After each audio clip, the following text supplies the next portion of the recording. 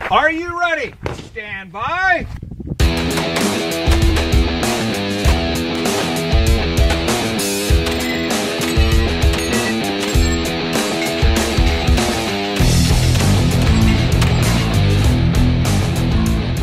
Hey everybody, I'm Dave Hartman and welcome to the Three Gun Show. This is episode 225 where Dave Horn and I sit down and discuss the topic nobody really wants to bring up.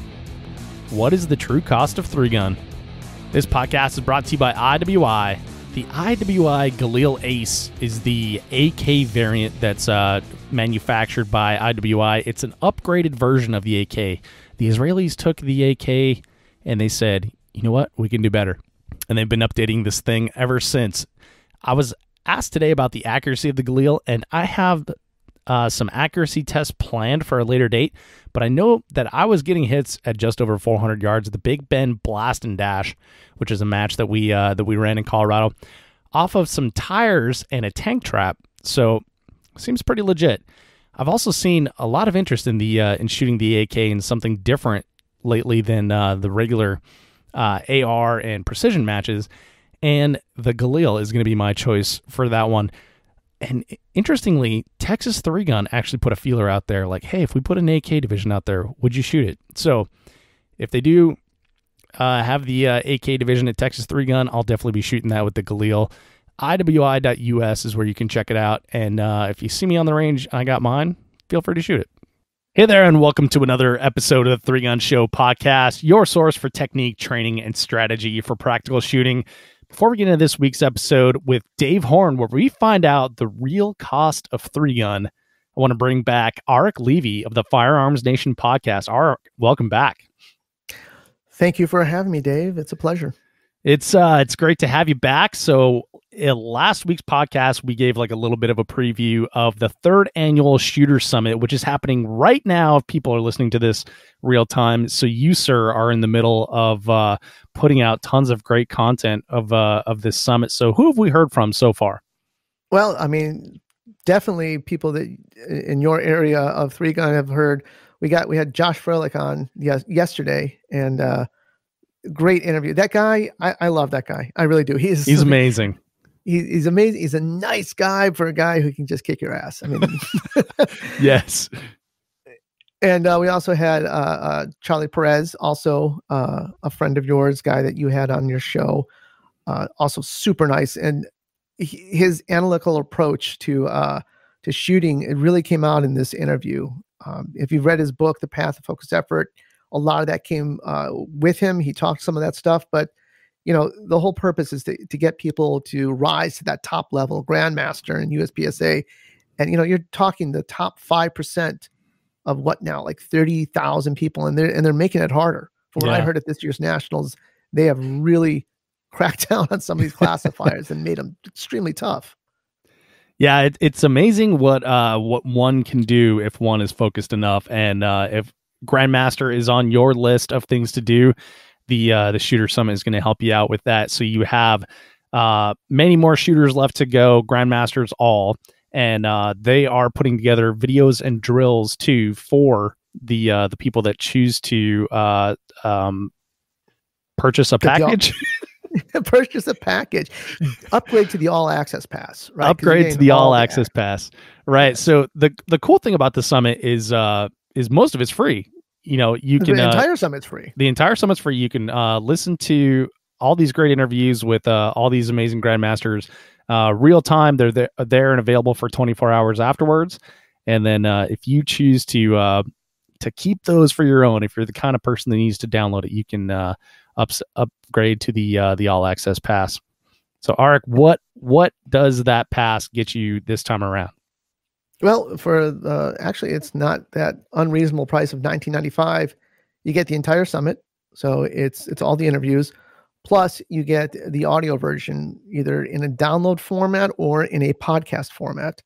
You know, for me, I'm a podcast guy. You know, obviously, I have the Firearms Nation podcast, but some reason podcasters like to listen to other podcasts, so I'm always listening to podcasts. I listen to a ton myself. It's just no commercials, nothing. You know, it's good stuff, good content. But you get that in a podcast. So a lot of people, you know, don't want to watch it; they'd rather listen to it. The one thing you do want to watch, though, is you want to watch the drills. You know, each each instructor this year brought a drill that they thought was worthwhile. Someone like Keith Garcia does this amazing plate rack drill. I'm going to start incorporating it right now because it makes sense and it's hard. And he said, and I agree with it. It's one of the best things that helped him make GM. And he's been around for a long time. Mm-hmm. So you get the stage diagrams for all these drills that they brought, plus the videos, and that's I can't remember. And then there's bonuses, from some of our sponsors that are throwing in little things here and there. Ah, very cool. Okay, so and also I'm going to tell you this too. If people want, the 2 previous summits are also available too. If you want to buy them, you get both summits for another $19.95. I throw that in there. Oh, that's cool. I didn't know about that. Yeah, it's over 50 hours of interviews. That's awesome. So people can get that at shootersummit.com/3gunshow. And a little bonus, if you enter the code Dave, you save 10% on the whole deal. So you might as well get both of them. Might as well. Support a good cause and become a great So, shooter. Arik, we have all these amazing things coming from these grandmasters, and they are going to be telling the audience how they did it. They can listen to it free or download it and keep it for themselves if they want to get the all access pass. Shootersummit.com/3gunshow. Arik, thanks for your time, man. And listen, I just want to say really quick to your listeners, if you haven't gone there yet, go there today, because today we're getting mental management from Steve Anderson, which doesn't matter what you shoot, you need that. Tim Herron's on, and then coming up we got the power.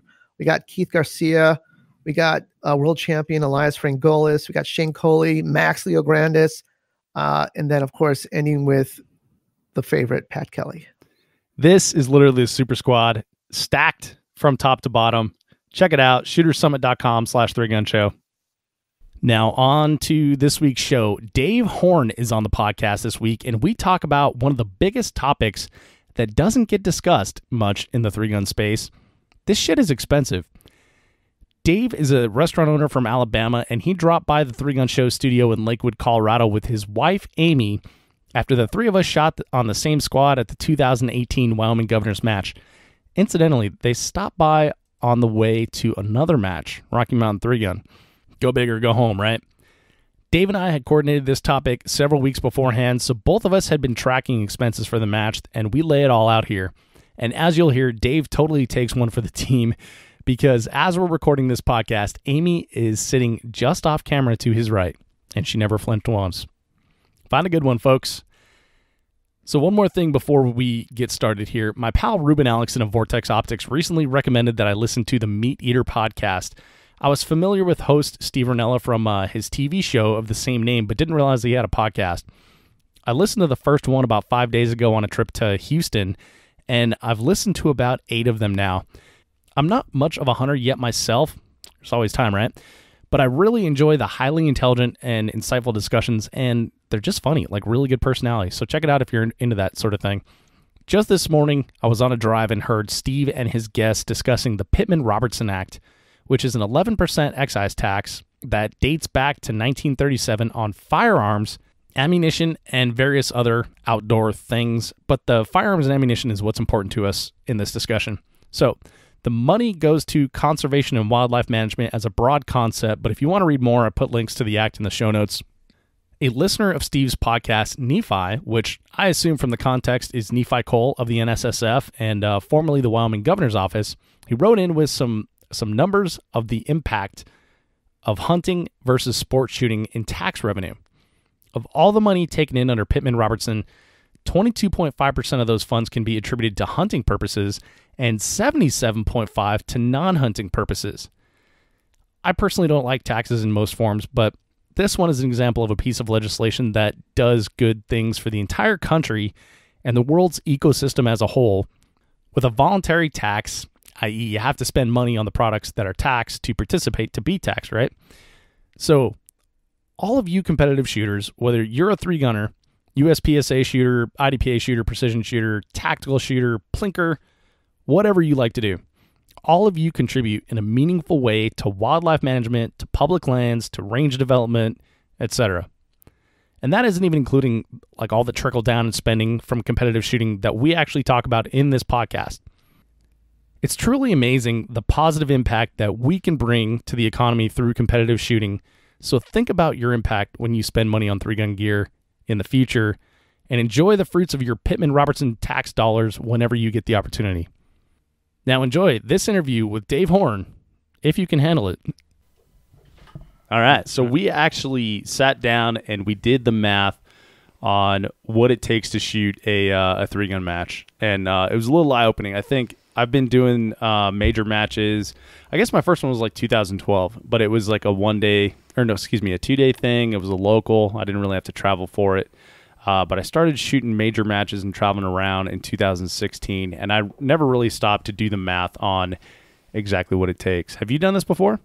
I haven't. I've honestly been a little bit scared of it. I knew I've been traveling for matches in some form or another since probably 2009, and I always kind of knew, it's always been segmented. You pay for the match fee, and then a couple of months later you pay for travel, and sometime in between then you'll buy ammo. And I've never added everything together to see, okay, how much did this match cost me?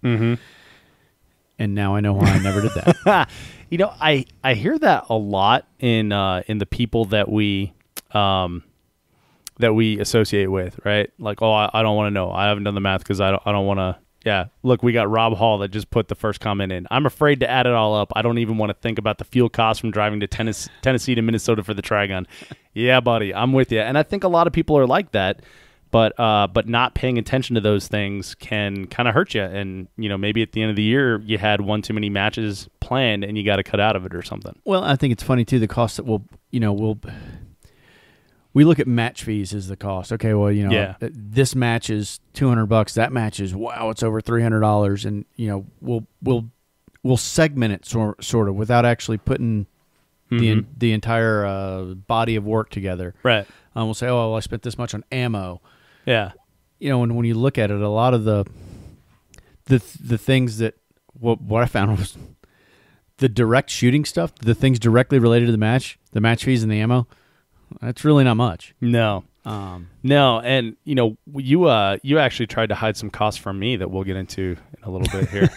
But yeah, there is so many costs associated with shooting a match that we don't often think about. And as we're going here, if we're streaming this live on YouTube, so if you think of something that we didn't think of, be sure to let us know, and we'll put that in there as well. But we kind of bounce stuff off of each other here. And I came up with some pretty big categories, overarching categories. The ones I came up with were travel, lodging, food, and then match, which in match is like the match fee itself, the any extracurriculars like side stages, stuff like that, as well as ammunition. But those are about close to the same categories you came up with? Yeah, pretty much. I mean, I had my ammo, my fuel, my lodging, my food, put the match fee in. You reminded me of, you asked me, hey, what'd you do with your dog? Yeah. Oh yeah. I had to figure out somebody to pay to take care of the dog. So so I haven't done like a cost breakdown analysis on that yet, but it's something that I've been struggling with this year because there have been a couple occasions. I think there's 2 matches where I didn't bring Parker. And both were Texas matches, and I had to board him. And for Parker, it's $30 a day. I want to say it's like 28 or 32. It's one of those, so we'll round it to 30. So it's $30 a day. So if I'm gone, so like this one, I went up on Friday morning. So I would have had to board him Thursday night. I brought him with me this time, but I would have had to board him Thursday night. That's one night, and Friday, and Saturday. Then Sunday, because we got back super late and they close at 6 on Sunday, so I would have had to get him on Monday. So Thursday, Friday, Saturday, Sunday, and then picking him up on Monday. So that would have been 4 nights, $30, $120 right there. So that I've been trying to bring him in matches that I can drive like a short distance to, and this one was about 90 miles away from me, so it made sense to pull the trailer. Yeah. But when you talk about like the purchase price of the trailer, I mean, we didn't even include all that, right? So we talk about like purchase price of the trailer. You talk about the what's it called, the extra fuel involved and stuff like that. Almost makes sense to leave a poor little guy at home. Yeah. This time talk about the dog. This time we actually were gone for 2 weeks. We have a girl that's house sitting and dog sitting for us. But yeah, normally for me that's an extra $20 to $40 a day. Yeah. That I never would have thought about had you not mentioned it. Yeah. Well, and yeah, I mean, I guess I think segmenting is the right word for it, because we don't like to think about whole costs, right? Mm-hmm. And it helps us judge a little better that way. Excuse me, it helps us not judge. What's the word I'm looking for? Justify. Helps us justify it a little bit better that way. Yeah. Well, I think it's interesting if you do, what really gets scary is if you start talking about opportunity cost. Oh, yeah. What could I have done with, how much ammo could I have bought if I hadn't gone to this match? Right. If I only shot 2 matches a year instead of like 19.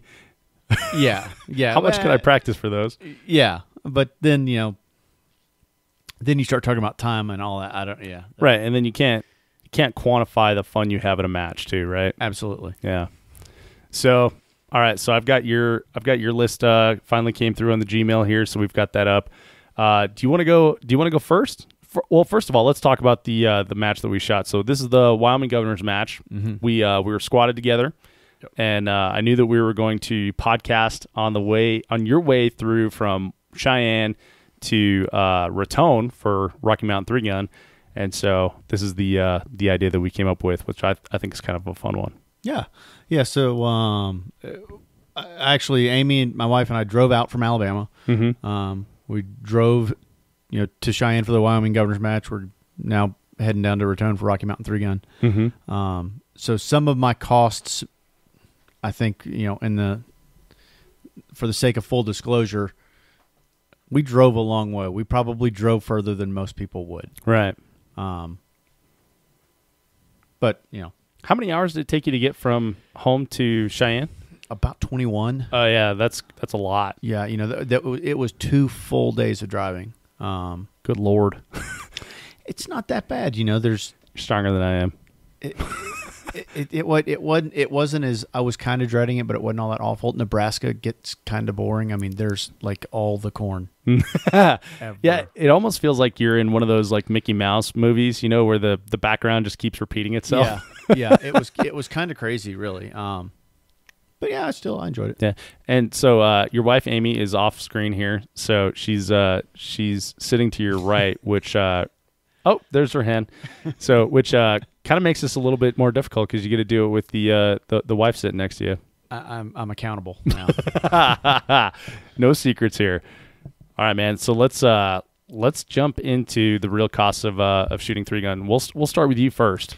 So I started a couple of weeks ago. I said, okay, with my ammo breakdown, and the initial thought was, okay, how am I going to track my ammo? And I thought, well, this is going to suck. I'm going to have to figure out how much ammo I shoot on every stage, and I'll track that. And that's the way I started doing it too. I was like, okay, well, one round of 223 cost me 29 cents times how many rounds I shot, Yeah. And so I said, okay, what I'll do is I'll start with what am I going to take? What am I taking for this match?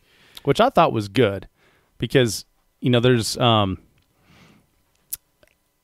we're talking like purchase price, right? Yeah. It's like if I can't go take those 223s back to Cabela's or whatever, wherever I got them. When it comes down to it, that's what it cost. It doesn't matter what I shot. Yeah, that's the expense. Yeah, the so cost, that makes way more sense. Yeah, so after I put this in and said, well, now I got, I was worried about having to track it. Well, no, I don't have to track anything.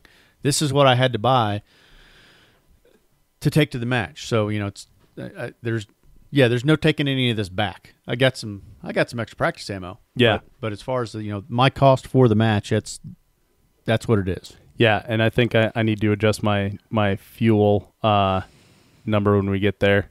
Okay. So based on that, so all right, we've got your sheet up on the screen here, and take her away, man. Let's run down these costs real quick. So I packed 250 rounds of 9. Right now I'm purchasing 9mm. I don't have time to load it. It's about 20 cents a round, so it's about $50. I packed 250 rounds of 55 grain rifle ammo. at about 30 cents a round, so that's $75.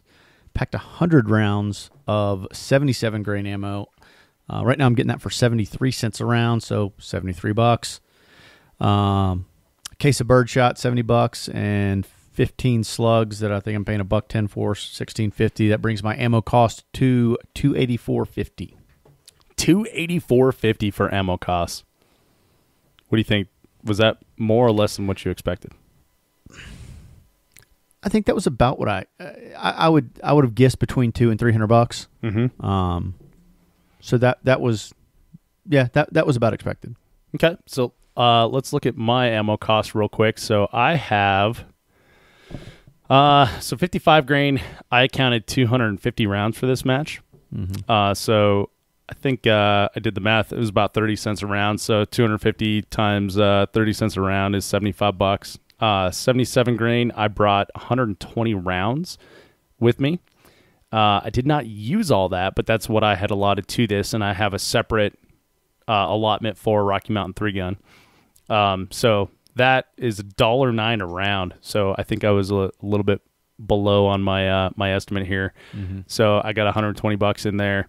For 9mm, I had to buy factory ammunition because I'm messing with my I'm having issues with my recoil springs cycling lighter loads. So I went and picked up a bunch of like American Eagle, like fireball throwing ammo.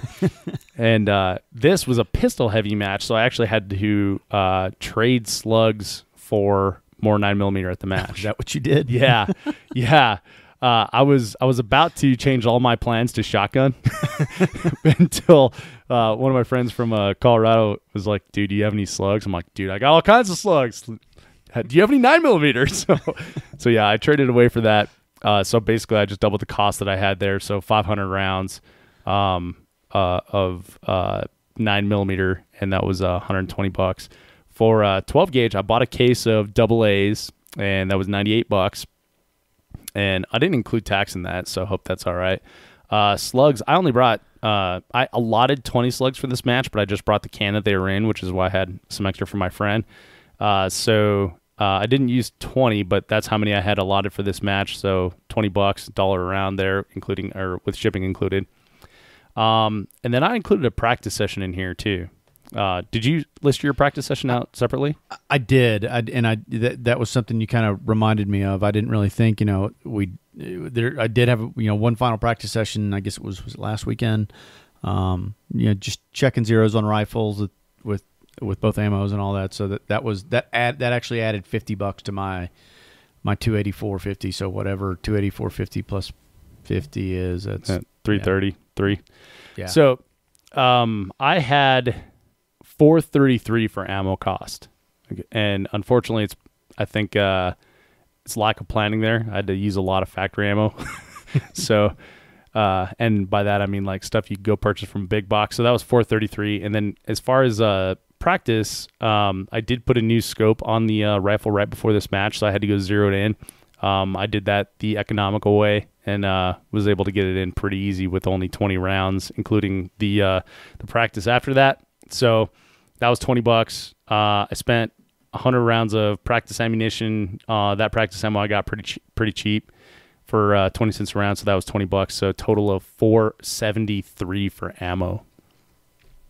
Dang. Wow. Yeah. Yeah, I know. Yeah, well, like you say, when we talk about cost for a match, we think like, oh, this is only a $250 match. This is a $300 match. Yeah. And that just blows my mind how much spent on ammo. Yeah, the match fee's really the match fee may be the best value for everything we talk about. That may turn out to be the best value. Yeah, absolutely. And as we were going through this, I'm reminded of the other things I've traveled for in life, like drag racing, and what's the other one we did? Spartan races. So Spartan races, we'd pay $90, or we'd find a Groupon $60 for a Spartan race in Utah, and then you're paying 3 nights for a VRBO. You're paying for meals, and going out and celebrating stuff like that, all the training and everything going up to it. So that far outweighed this when you're talking about like an athletic event. Yeah. Drag racing fees, I think we paid I want to say we paid, this is so long ago, but under $100 for track rental for the entire day. But you're talking about traveling to Illinois and all the hotels and everything associated with that. So I think it's probably not uncommon that the cheapest thing is what you're actually doing rather than. Oh yeah. Yeah. So yeah, $475 for ammunition costs. Yeah, and I think once I added my practice session in, I'm at $335. That's still, I guess that's a little more than I would have thought. Yeah, mine is way more than I thought.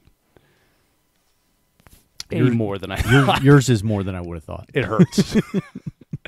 Yeah, but I guess that's a it's a good reminder for planning, right? So I said I bought a case of AA's, Winchester AA's. So I probably could have got by with going and buying the bulk pack from Walmart and probably saved, $30 on that case. I could have bought it online somewhere, had it shipped for less than I bought it at Cabela's, to be honest, because that's like going to Cabela's and buying shit not on sale is like the worst possible purchasing decision you can make. Right. So, and then, practice, or I guess long range 77 grain, I allotted way too much for this match. So, realistically, you can take that down by half and probably take $50 on it or off of it. And then you've got, $423, but that's still really high.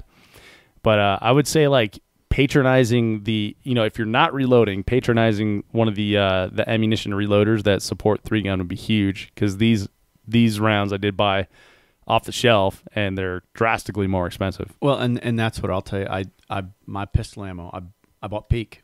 I was using Peak that I bought and used a code from one of the guys they're supporting this year. Apparently I'm better at finding AA's than you are. Yeah. I think mine were about $70. About $70 for a case versus $98. Yeah. And then I use relatively cheap 77s. I don't 73. If I can get 77s for 75 cents or less, I'll use them, which usually means a Black Hills Reman or a Federal 262. Yeah. Yeah, the ones I'm using are Nexus 77 grains. So yeah, they're pricey. They're awesome, but they're pricey. So I don't even know if I want to go on now. We hadn't even gotten to the expensive stuff yet. I know. Okay, let's move on to the next category. We got your ammo. What's your next category here? For me, the next category, and probably the biggest category, was fuel. Mm-hmm. So my fuel cost on the way out, I'll just go ahead and say it was $595.49. Mm-hmm. Now, it was a little high. I am towing a trailer. It's a big ass diesel truck. It's a big ass diesel truck. You have a lead foot. I've heard you tow that trailer way beyond the rating of the tires. I actually purchased new tires for the trailer prior to this trip, specifically for that purpose. Partly for that purpose. I don't want to say specifically, but it factored into my decision. Nice. The speed limits in Wyoming are 80 miles an hour. They're not everywhere else, unfortunately. But I'm getting less than 9. I'm getting close to 8 miles per gallon towing, right? Which is, it's not exactly the picture of efficiency. No. Which surprises me. I'm getting way better than that. I don't remember what it is, but it's pretty close to double that. Yeah, I don't know. But you've got like giant tires. Your trailer's a lot bigger than mine too. The trailer's probably a little bit bigger. The truck's been lifted a little bit. It's got bigger tires. It's not. It's a diesel truck, but it's not set up for efficiency and for towing. Mm-hmm.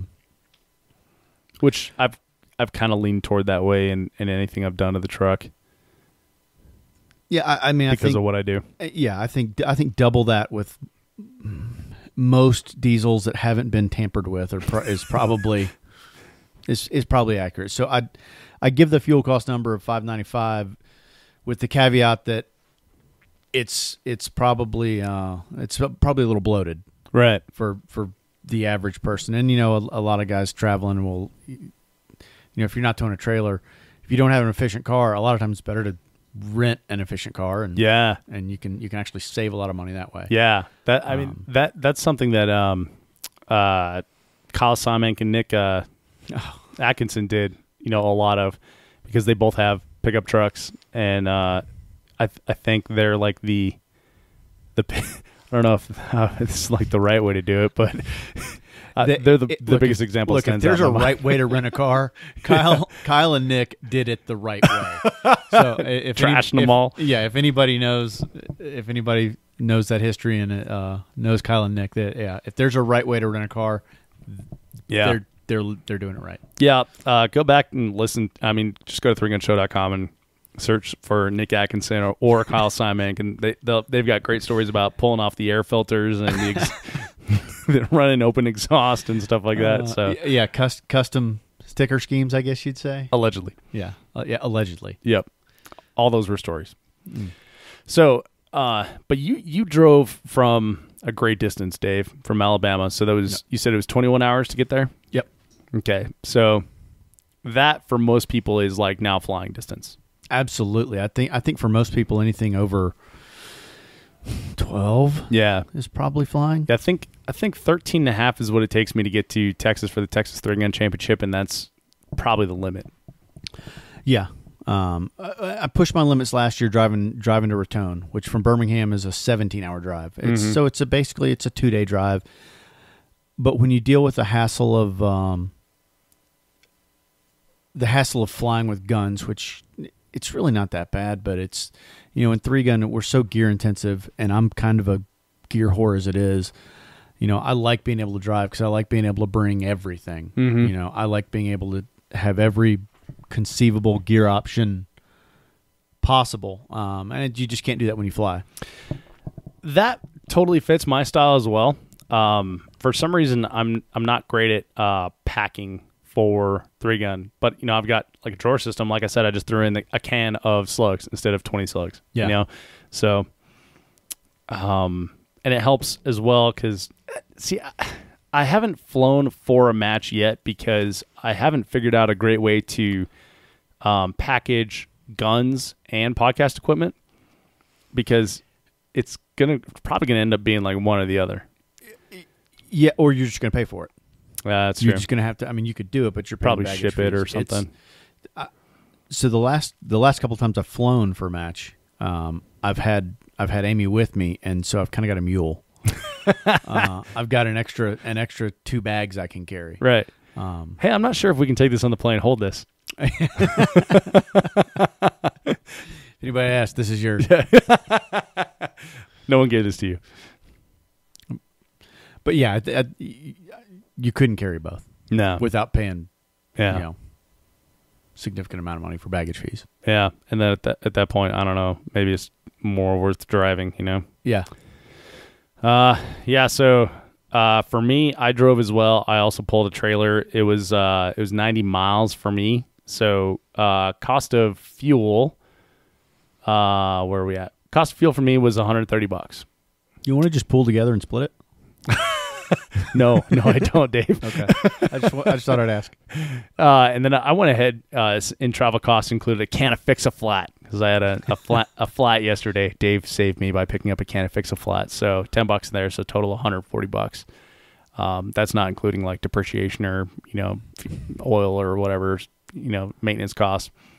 Because especially for you, when you're talking about like a huge trip coming from Birmingham, you're almost going to have to change oil when you get home.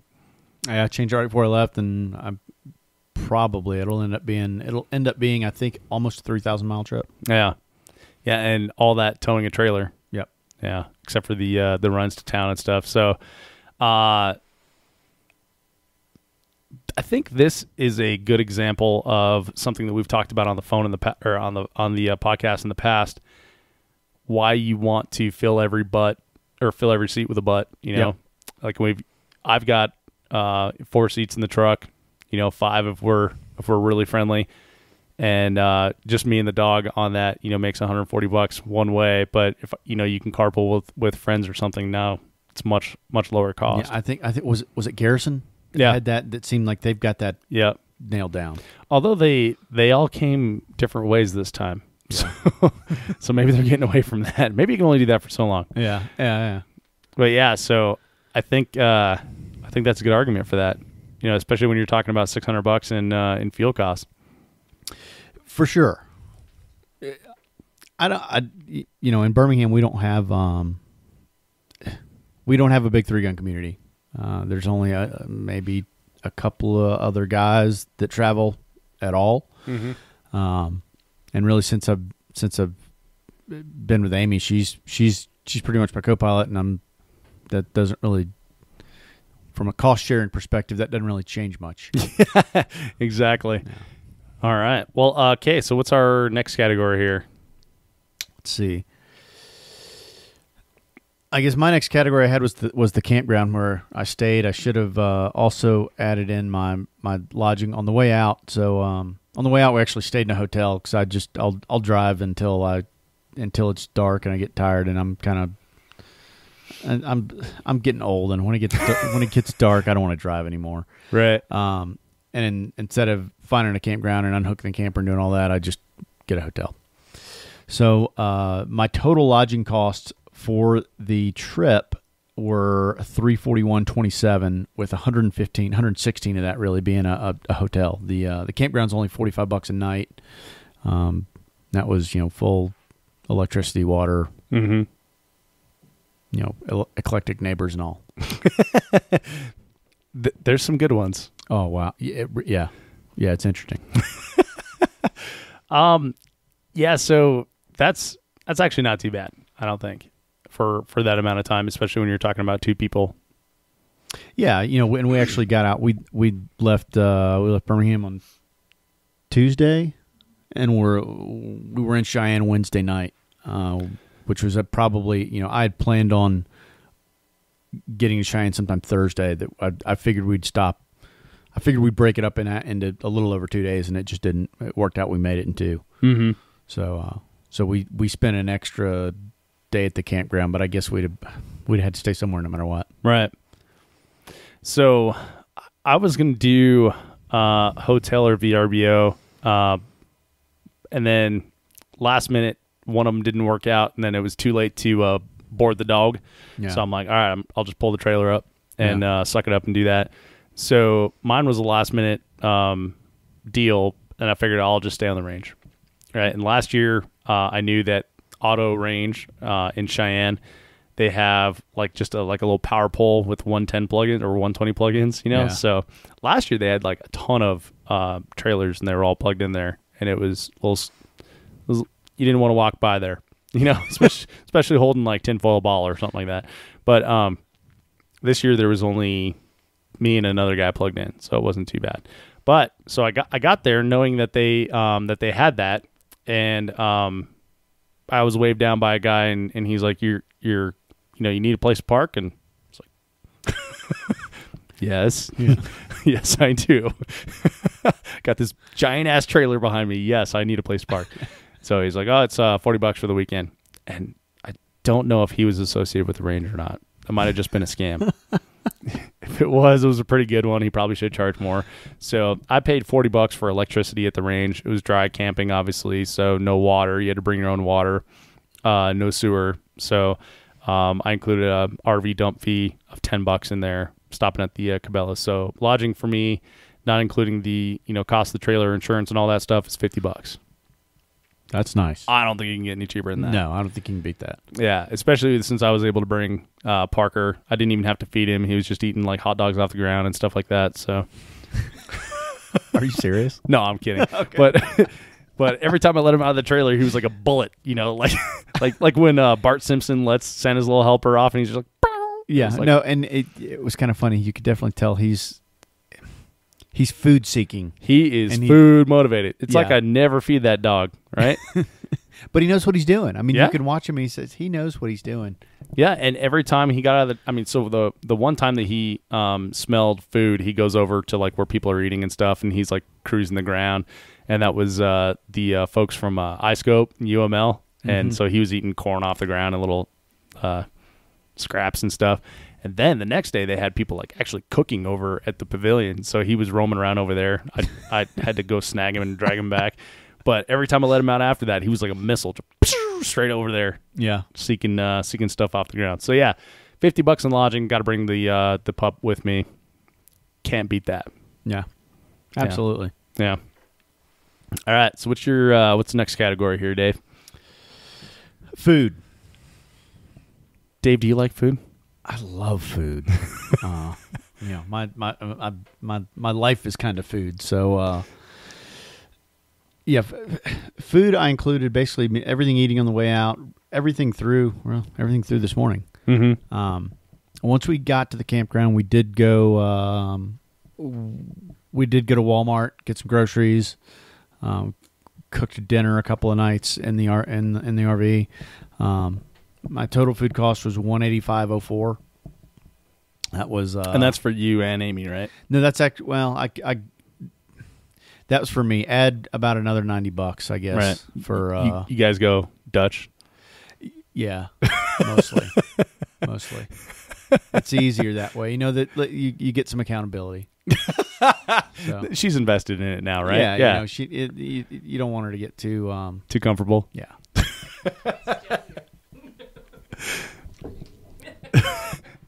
Dave just got punched. Yeah. And that includes that $185 is not bad.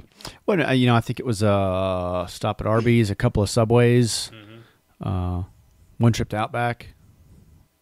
Yeah, so let's talk about that. So I have this little bit of angst inviting you to Outback, Dave, because I know you're like a food guy. So when I knew we were going to a chain, I'm like, oh, it'd be fun to have dinner with these guys, but it's at a chain. Now I feel weird.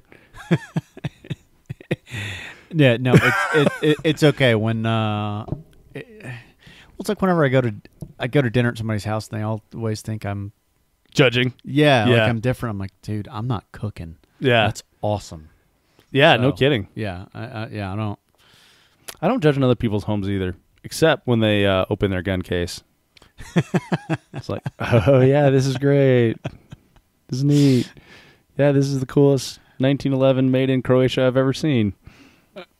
There's an XD joke in there, but I'm not going to make it. There's a what? There's an XD joke in there. Yeah. I think that's what I was going for. Yeah. Yep. All right. So food for me. So I didn't include food for Parker in this since he just ate off the ground. No, I just forgot actually. But dog food's pretty cheap, so I would have to feed him anyway.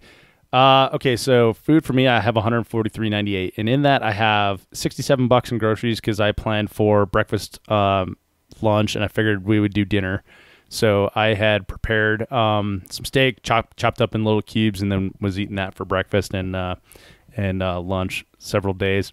On the way up, though, I did not have breakfast, so I stopped at Starbucks and got a coffee and a sandwich, $7. I bought beer for patrons, which was $23. By the way, I still have that beer. Beer for patrons. That's a great write-off. Yeah, isn't it great? Yeah. I know. I don't know how I'm going to get that one by, but I still have all that beer because no one actually came up to me. So I got to figure out how to do that because it's hard to verify. Maybe we'll do like the mark of the beast or something like that on their inner arm.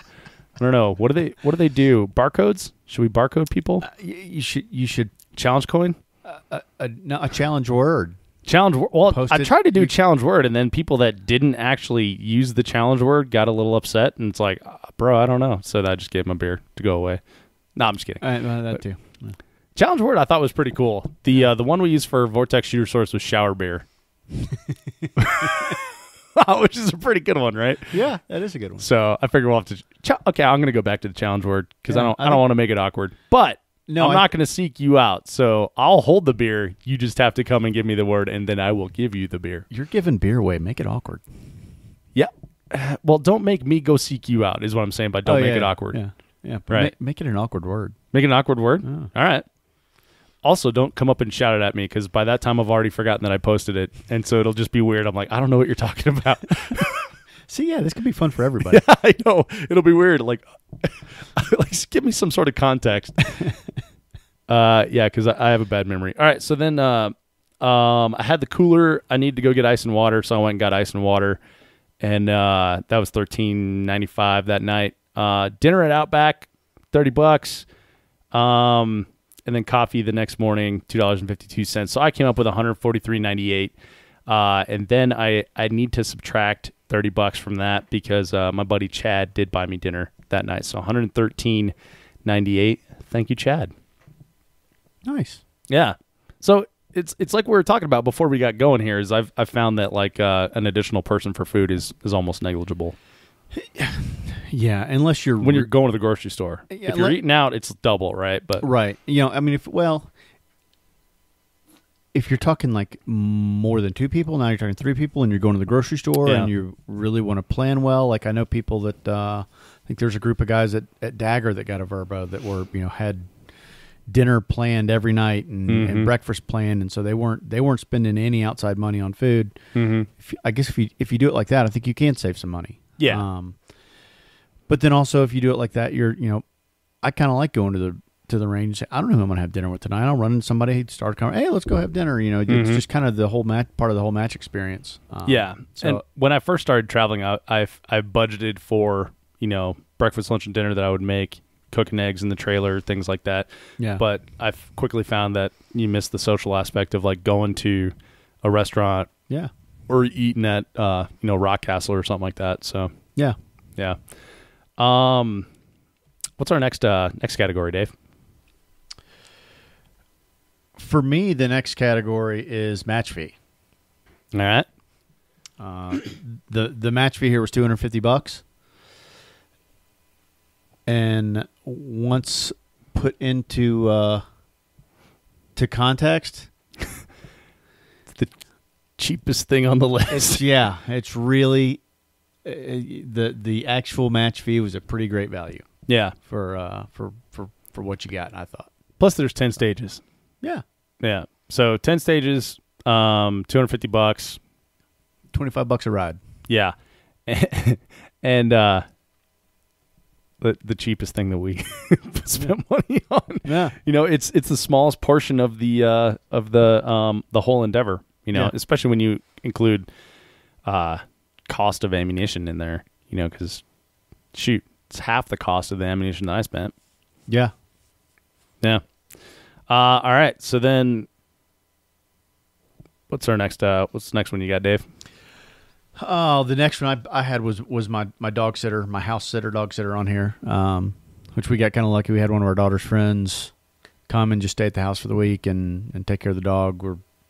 We're basically paying her about $250 a week. We filled her up with groceries. Said, here, have at it. That's awesome. Yeah, for me at the place we keep Lucy is $20 a day. It's $40 a day if you want him to play with her. So, like who wouldn't want to just play with a damn dog? Like, why do I got to pay extra for that? Yeah, you should pay me to play with my dog. Well, and then you're left making that this moral dilemma. Okay, well, does she really need to get played with every day? Well, and then the judging look. You don't really not even a play day? Yeah. Oh yeah. Yeah. Do you want us to wash him? Like, I don't know. Are you going to get him dirty? So $250 is probably, it's worth it. Yeah. Well, and for me, I said $30, so $210 for an entire week, and now you're talking about I have to take him somewhere, and then he's not in his own little domain, so he's anxious and nervous and sad, and he thinks I left him. Oh yeah, and in this case, we're going 2 weeks, and she's got medications. You got to give her medications, and really. Yeah, dude, if you got medication, that's another $5 a day at the kennel. Oh yeah, it's another $5 a day, and then she's gotten really good at the look when you hand her off, and she goes to go back. She's really gotten good at the over the shoulder. Oh God! Wait, you're leaving me. Look, dude, last time when I went to Washington for TriggerCon, like the guy, I mean, he goes with girls, no problem. They're like, "Come on, Parker," and he's just like, But there was a guy there, and he's like, "Come on, Parker," and Parker just like kind of sit there and stared at me and like did the neck yank. Where the guy's like trying to tug him, and he's still like, "No, I don't want to move." So, yeah, not getting that's worth some money to me. Tugs at the heartstrings. Oh yeah, yeah, it's kind of weird because they are animals. Yeah, but I still probably prefer them to many people. Yeah, Amy earmuffs. All right, so house and dog sitter, when you include that in the same thing, that's not too bad. I did not have a dog sitter or house sitter because I took the dog with me and don't have a house. So next category. Really, so I included some practice down there. Mm-hmm. We already kind of talked about that a little bit with my Did you include that in your ammo fee? Well, I guess match ammo I had at 284.50, and then practice ammo was really some rifle stuff, getting everything squared away with my rifles for 50.73. Okay, gotcha. All right, so I think that's it. So what's your grand total, Dave? Take a deep breath, dramatic pause. It's more than my freaking mortgage payment. Yeah. My grand total is 1957.03. How many matches do you shoot a year, Dave? I didn't know there was going to be a follow-up question. I didn't either. It just hit me.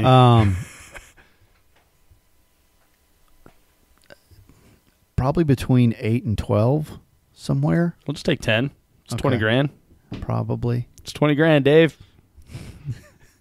I didn't know. Yeah, I didn't.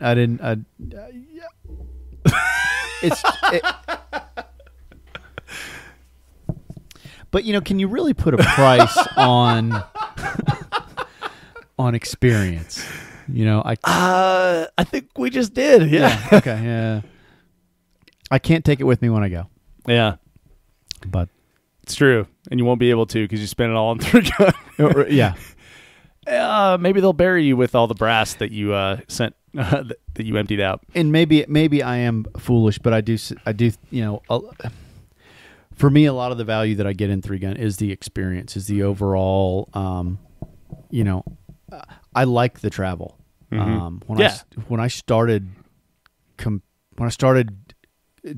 competing and shooting even with just pistols, I found that travel was the only way for me to really get away from work. Yeah. So for people that don't know, you're an entrepreneur. You own several businesses, so you have a lot of people coming at you all the time, right? Yeah, I own and operate 3 restaurants in Birmingham, Alabama, and if I'm in town, I'm working. Really, if I'm hardly ever not working. But when you call me and need something, and I'm 600 miles away, you're on your own. I can help. But I guess initially, and when my competitive shooting journey started, I guess about 9 years ago, is I lived very close to the restaurant and would be up there, was very much tied to it. Mm-hmm. And then I initially found that when I was more than 4 hours away, and you called me with a problem, I could tell you what you could do, but I couldn't come save you anymore. Right. And that was liberating. Really? It was, yeah. At first, I kind of felt bad about it, but I got over that pretty quick. And that's sort of how it started. But my shooting journey moved on and kind of got into 3 gun. I've gotten now where I love traveling just for the sake of traveling. Mm-hmm. Driving across the country was cool. Yeah. Yeah. I enjoy that too. I probably did a little bit too much windshield time in a couple of years, but I still do enjoy the unplugging and decompressing. And you went kind of crazy last year, didn't you? 16 was the biggest year, and then 17 was pretty big, and then I tried to dial it back to 1 match a month this year, and that didn't really work out. But yeah, it's I enjoy the traveling as well. The solitude, I think, has it's an inverse bell curve. It's a drastic good and drastic bad. Okay. Yeah. For me, some of the most interesting thought experiments or ideas I've had have come from just staring at those miles and miles and miles of corn. But yeah, I'm with you, man. The travel can't be beat, and the community that we get to play with is huge. Yeah, and it's awesome. Yeah. I guess you kind of put it like that. It's kind of funny that I'll drive across the country to hang out with the same group of people. Yeah. That I'm hanging out with, 3 hours from home. You know what we should do is go to Mexico sometime and not shoot. Then we can actually talk. We don't have we don't have earplugs in. Probably be cheaper. You wouldn't recognize anybody. Nobody would wear true. Glasses or hats. Or Yeah. you wouldn't know who anybody was. Just be a bunch of weird dudes with beards. Yeah. Wait, you're bald? You don't look anything like I thought you did. Yeah. Yeah. All right. So my let's see, which one of these is mine? This one's mine. All right. So my total cost was $1,000.56, which I think is it's weird seeing that number put together like that. Yeah. It's more and less. It's more than I want and less than I thought. Well, that's good. Yeah. But again, this match was only like 2 hours away from me. Yeah. Right. So full disclosure here, I did get a match slot provided to me by Vortex Optics. So thank you, Vortex Optics, for doing that. They wanted me there for the obviously the press coverage of the Wyoming Governor's match because they were the presenting sponsor, I think. And it was supposed to be a huge turnaround for the Governor's match, which it was. Yep. Much better than last year. So my total cost, without or with not including the dinner that Chad bought me and the help from Vortex, was $776.98. I also I was able to shoot on a slot given to me by Leadstar, but that lowers it from $1,950 to $1,700. So it's great. $1,707. That's much better now. That's way easier to swallow than $1,950. Yeah. Yeah. So one thing that I'm looking at here, Dave, looking at the costs is 77 grain precision ammo is $1 around for me, $1.09 around. If I go to like a match like Colorado 3-Gun Championship traditionally has been, or like Tri-Gun, where you only need 55 grain, that's a huge cost savings.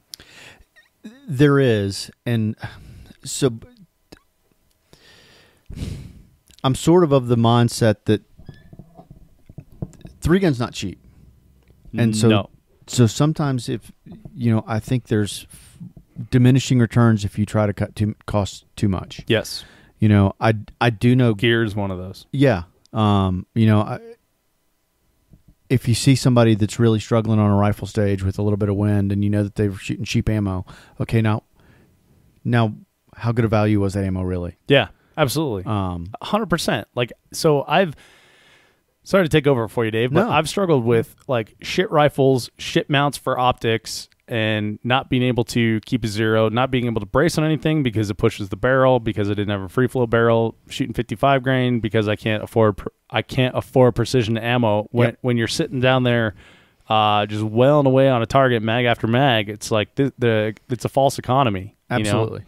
So yeah, I mean that's a really good point. And I think it's a conversation that comes up a lot in 3-Gun. But and God, in the Facebook groups that can be so frustrating. And you don't want to tell people, hey, don't be cheap.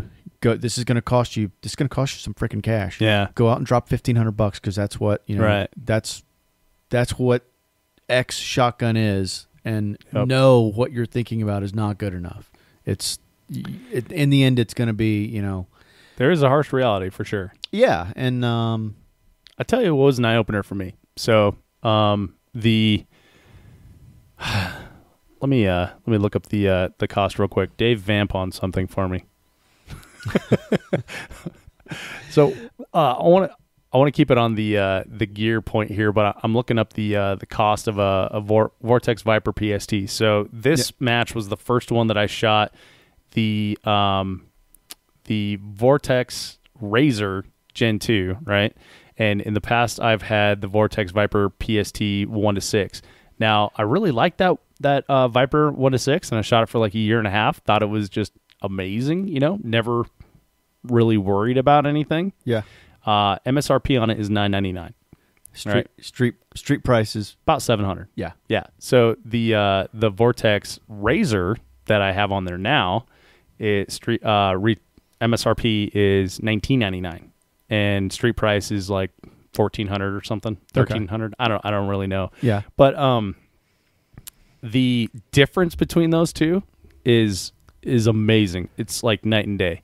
And the Viper did everything I needed it to do last year and the first part of this year, and now switching to the Razor, it is that much better, and so it's difficult to make those decisions and to guide someone through that process, because if your budget is Viper, you're going to be happy, but if your budget is Razor, you're going to be elated. But to use these two products for an example, and let's go maybe further down the food chain, I think the Viper is probably, from a value standpoint, I think it's amazing. It's an amazing scope for what it is and what it does. You go much further down that, and you really start to drop off from a quality standpoint. So people will say, "Hey, what about this?" Joe Bob's scopes. Yeah. I'm trying to be nice, but I've seen a Joe Bob scope that's like 1 to 8. It's way cheaper than the Viper 1 to 6, and I get 2 extra power. It's like, bro. Yeah. Well, look at them side by side. Yeah, and it's hard to sometimes tell people, hey, look, if this is what's in your budget right now, maybe you should not shoot 3-gun for a month, save money, and move your budget. Oh yeah. Or find something else. But like what you're looking at, like that's a piece of shit. Yeah. And you don't ever want to, we always have these conversations, it's always on Facebook, and you don't ever want to call somebody else's product out on Facebook, especially, I mean, you and I are both associated with companies that, that, we don't want to be that guy and say, oh yeah, try this because that's a piece of shit. Yeah. But sometimes like that's probably the best advice we could give. Yeah. Yeah. And we always talk about like the best, and it's like, well, what do you mean the best? Are you talking like the best you can get for $2,000? Or are you talking about the best you can get for, $300? Yeah. Or, the best for 3-gun, the best for bay matches, best for this, best for that. Yep. A lot of people would be better off just getting a, like a nice red dot and holding off on the scope because they don't shoot past 200 to 300 yards, and getting good at that, and then deciding if they want to switch divisions. But wow, we got off on a tangent there. But I guess the point is that like good stuff does give a good return on it. Yeah, and it makes the game more enjoyable. It makes the experience more enjoyable. Yeah. Which is kind of when it comes down to it, when you boil it all down, that you're paying for the experience. You're spending money for the experience. You're spending money whether the experience that you want is competition, camaraderie, travel, excitement. Or you're paying for the experience. Right. And it's freaking expensive. All good experiences are, Dave. Yeah. That's what my dad told me. I'm kidding. So you want to go to some of the audience questions here? Absolutely. Audience contributions. So like we got Rob Hall at the beginning. Brian Ray jumped in pretty quick, and he says, am I watching some kind of fancy split screen, or is Dave Hartman having a slumber party and I didn't get invited? Brian, you're always invited to the slumber party. How could he tell I'm not wearing pants? I think it was a smile on your face. DJ says, hi, boys, with several Z's. Bob Jones says, hi, all. Hey, Bob. DJ says, it's a product of not following the B&B rifle ammo program, all 223 all the time. I have no idea what that means. So I shot 223 the whole time. So I'm pretty sure what he's talking about is Brian Ray and Brian Vaught. Yeah. All shoot. They shoot 55s all the time, no matter what. And notice that. And they're still really good. They're really good. I would consider both of them to be riflemen. Yeah. And even, in the Texas sense of the word. Mm-hmm. And, that's all he shoots 55s, which... That's annoying. Although I will say that with the, I guess, switching from like a chrome line chromoly, low price point barrel to like a nice stainless 18-inch precision barrel, even 55 grain shoot much, much better out of that. And then now, like the match we just shot, they had the magneto speed hit indicators on every target. Yeah. So you're not necessarily needing to move that target and see the flash. You're just needing to vibrate it enough to get the magneto speed to indicate, right? Yep. So maybe that is a viable option now. I think it is for a lot of people. I think it, and I think some people, newer shooters especially don't really forget while you use the heavier bullets to think, oh, because they fly better and distant. No, I'm shooting heavy bullets because when it hits, I want whatever they're using as a hit indicator. I want a solid hit. I want it to be seen. No question. Yeah. But yeah, I mean, I think if as more and more, I'd love to see more and more matches move to the magneto speed indicators. They're pretty sweet. And several scopes I've used. If I used all 55s and 0 to this distance, God, they work out great. Yeah. But alas, no. All right. So Dave, you talked about reloading earlier. Have you ever reloaded rifle ammo? No. Okay. So one of the questions that I have, so I was talking to Justin at RMR Bullets. He's a Patreon supporter of the Three Gun Show, and I got to see him at TriggerCon. It was up in his neck of the woods, and he was there with another company. So we were chatting, and apparently RMR makes like a super great price point, 55 grain, and a really good price point. And I want to say it was a 75, but I don't recall. 70-something grain, right? So forgive me, Justin, I don't recall. But I'd never had done the math on like what the cost was just for the projectiles, and it is drastically different between 55 grain and like a precision. So, oh yeah, is there some middle of ground that is still economical, but is like boat tail, good ballistics that you can just load 100%?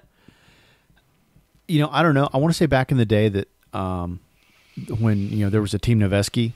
Yeah, I want to say those guys were playing with a 62. Yeah. That they were shooting all the time for everything. Probably like a nozzler, right? I think so. But again, I think I expect you start getting away from 55, 69, 75, 77. Mm-hmm. I think you'd lose the economy. Right. And 62 grain, they had 1-in-7 twist barrels on those Noveski rifles. Yes, I'm a nerd and I remember that. But that makes sense because that is, the spec for a 62 grain bullet, right? Right. Yeah. So yeah. Now their whole strategy makes sense. Yeah. God, those guys were smart. God damn, they're smart. All right. So we got through Brian Ray, we got through DJ. Rob Hall also says the guys that load their own can get it down significantly. Wow, without any context, that kind of sounds funny, doesn't it? I ran the numbers, and I was sitting around $150 for matches worth of ammo, but that's not counting the cost of my time to prep 223 brass. Yeah, I mean that's a good point. The opportunity cost, I don't look at that as in matches because it's what I want to do.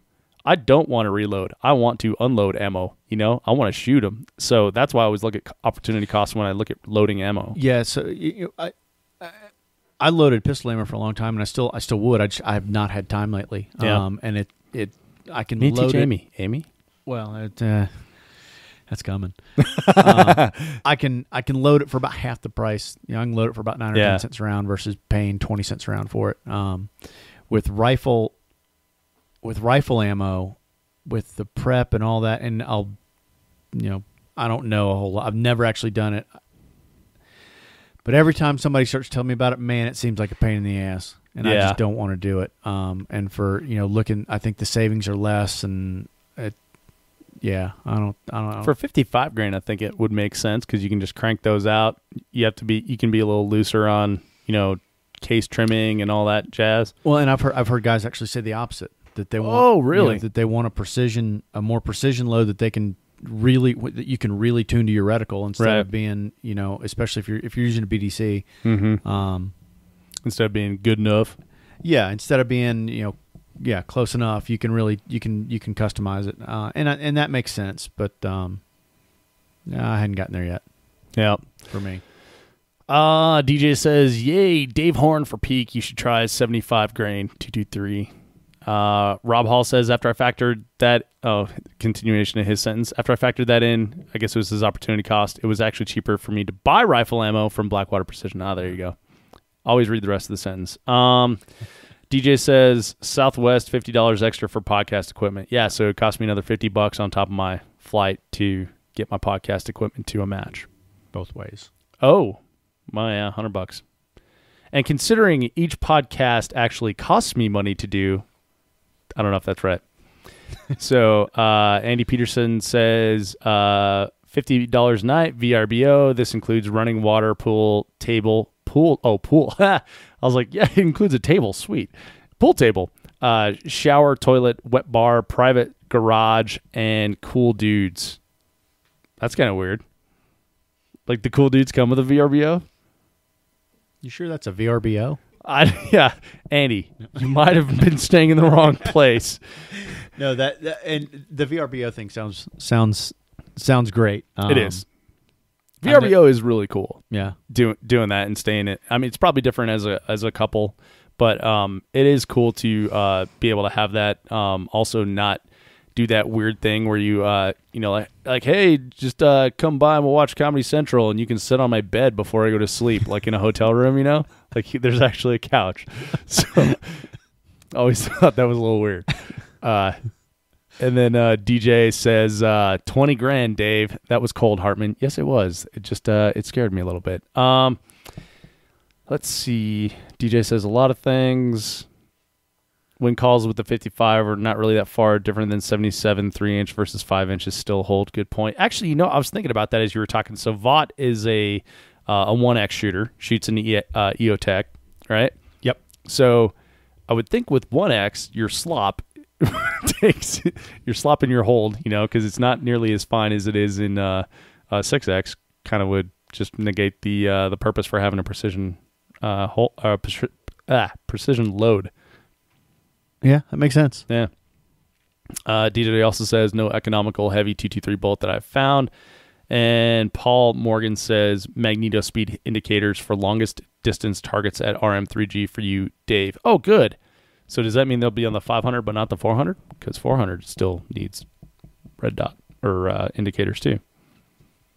That's good. I know they use a lot of big gongs. Yeah, that can be hard to call sometimes, and they can be mistaken for sunflowers. I've heard. Yeah. Just ask John Harris. Yeah. I've heard that one. Yeah, that's a funny story. All right, so we've reached the end of the comments there. Dave, how do you feel, buddy? Like I should be at work. Yeah, I know, right? To pay for all this. It's interesting though when you think about it, because if you sat, we've been talking about this in the match recons, like the match fee quotient, right? So for example, in this one, $250 match fee.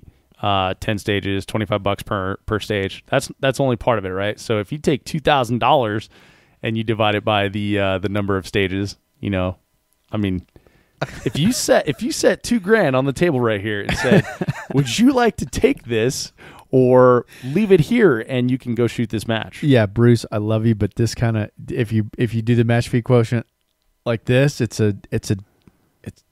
not right. Everything's a no. Yeah, I don't know that everything's a no, but it's not. It doesn't equate.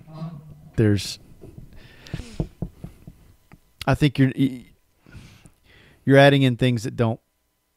It just doesn't work. It doesn't work because you're not okay.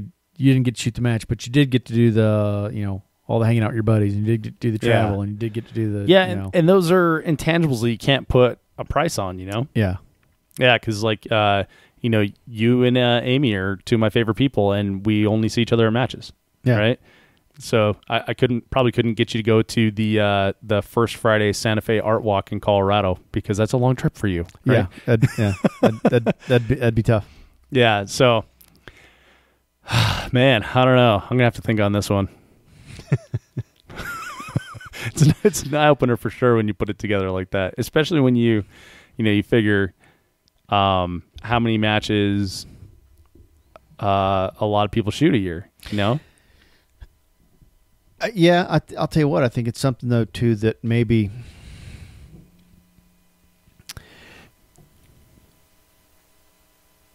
when match directors are evaluating their matches, if I'm a match director, and I don't know, look, I'm not a match director. I'll be able to say I've never put on a match. I don't RO because I'm just I don't want to do it.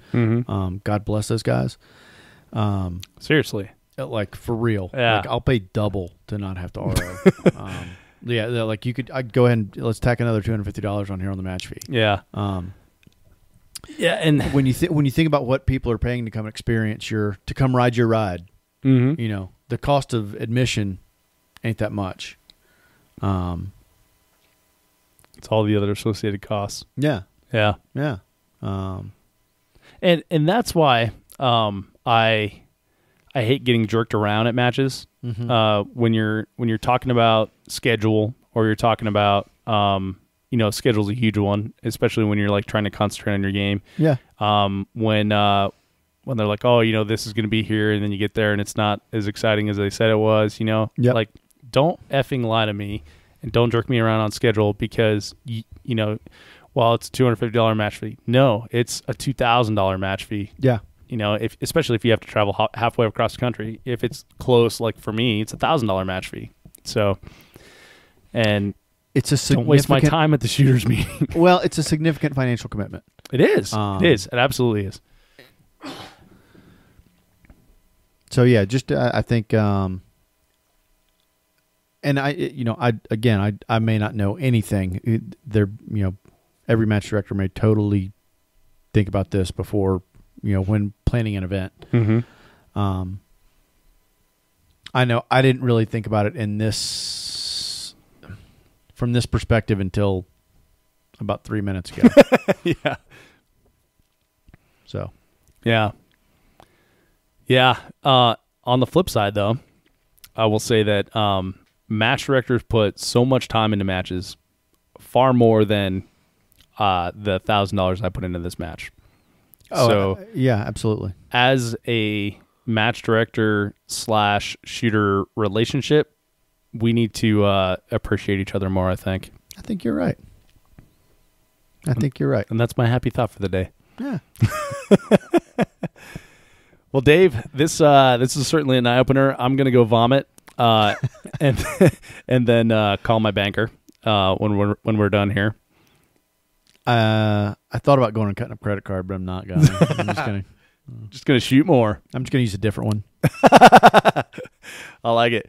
All right. Well, so Dave, thanks for doing this exercise. I know it cost a lot of opportunity for you to write down all your numbers here, and also some mental anguish to be here on the Three Gun Show. It's been a learning experience, Dave. Thank you. It always is. So thanks for being a part of it. Thanks for the folks who hung in with us on the YouTube live and did all the comments and everything. We appreciate you, and we'll see you next time. Hey, before you take off, check out the show notes at threegunshow.com/episode 225 for links to things that we discussed in the podcast, including a spreadsheet breakdown of our spending. There will also be a link to watch the remainder of Arik Levy's Shooter Summit, if you listen to this in real time, which as of this recording is off to a really great start. If you missed it and you're listening to this down the road, you can still find the archive at the link and get the full catalog for like less than $20. threegunshow.com/episode 225. This podcast is brought to you by Breda USA, Italian shotguns that are the best in the world. And this is a shotgun tech tip from Team Breda. Hey, this is Dave Hartman from the Three Gun Show, and I've got Josh Tanner here with Team Breda, and we've got a shotgun tech tip for you. Josh, what do you got? All right, today we're going to talk about point of aim, point of impact change on a shotgun when you've run a lot of rounds down through the gun. So on a long shotgun stage where you've shot a lot of birdshot, the barrel will heat at a different rate than the ribs do, which can start to affect the point of aim, point of impact versus a cold gun. Now, I found that to be much less of an issue with these Breda shotguns, I think due to their barrel manufacturing process, but it's still important to go out and warm your shotgun up really, really hot, shoot a lot of rounds through it, and check and see what that point of aim, point of impact is different with a warm gun versus a cold gun. All right, thanks, Josh. That's your shotgun tech tip from Breda Shotguns. Check out Breda's B12i 3-gun ready inertia-driven shotgun at BredaUSA.com. That's BREDA. This podcast is brought to you by Armalite, the original. Armalite rifles put the AR in AR-15. The rifles themselves come with 1 8 twist barrels, match barrels, 18-inch or 13.5-inch with a 15-inch or 12.5-inch handguard, Timney trigger, Luth AR stock, adjustable gas system, tunable comp, a patented tunable comp. This thing's ready to go right out of the box for a 3-gun with no additional modifications other than putting on a nice optic. I myself Use a Vortex Viper PST 1 to 6 when I'm shooting TAC Ops, or their Spitfire when I'm shooting limited. Check them out at armalite.com. Quick reminder that if you enjoyed this episode of the podcast, subscribe in iTunes, Google Play, Podcast Addict, or wherever you get your podcast content, so you will always get the very latest. Thank you so much for downloading, listening, and subscribing to the show. I'm Dave Hartman, and I'll see you on the range.